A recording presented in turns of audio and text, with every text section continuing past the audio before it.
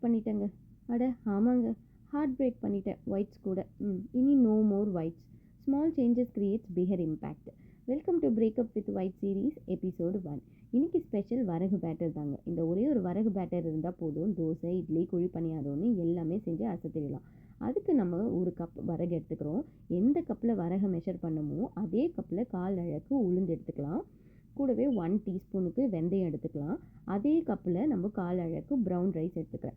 Brown rice இல்லைன்னா நம்ம red rice, matar ரைஸ்னு எதுனாலும் நம்ம எடுத்துக்கலாம். இதை நல்லா ஒரு 4 to 5 டைம்ஸ் வாஷ் பண்ணிவிட்டு ஒரு 8 to 9 ஹவர்ஸ் சோக் பண்ணி வச்சுருங்க.